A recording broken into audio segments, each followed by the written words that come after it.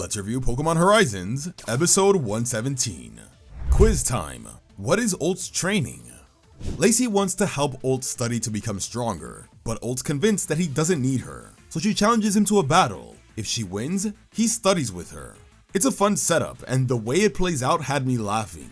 Ult's awkwardness around girls is back in full force, and the poor guy is just flustered beyond belief before the fight even starts. Lacey quizzes him mid-battle, and he gets everything wrong, so it only further throws him off his game.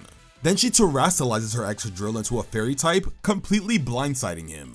Since Ult's never really trained with terastallization before, the surprise typing wrecks him here. His Sableye gets wiped out instantly, and Ult is forced to accept defeat. The study session that follows is fun, in a goofy way.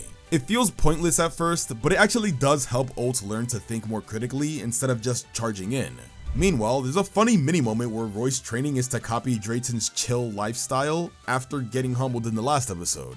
We even get a quick Drayton cameo showing off his Dragonite, which ends up being a neat emotional pivot as it makes Ult reflect on his own relationship with his Dragonite. More on that in a bit. The subplot with Liko, Carmine, and Briar felt more like filler than actual substance. It's just Briar fangirling over Terapagos again, and Carmine flexing her assistant status while also getting jealous of Liko's bonding with Briar. It's not the most exciting subplot, but it does lead to Dot's battle with Carmine, which is actually pretty fun. Mostly because it turns into a full-on gag match of Astonish versus Astonish. Man, I was not expecting to see the successor to the Metapod Harden versus Harden fight, but here we are. It was hilarious. Carmine also mentions how Dot reminds her of her brother, which was an awesome Kieran reference. Hopefully we'll see him soon.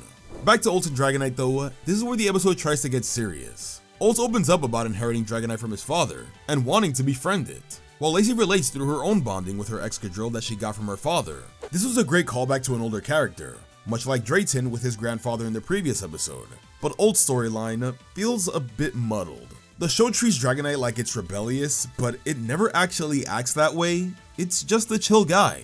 Dragonite's been calm and cooperative whenever it comes out, so Ult's frustration, as well as Dragonite's choice when to come out, doesn't fully make sense to me just yet. This was some good development for their bond, only for Dragonite to go back into its Dusk Ball again.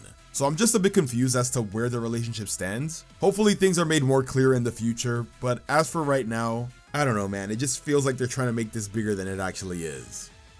This episode's rating is a 5 out of 10.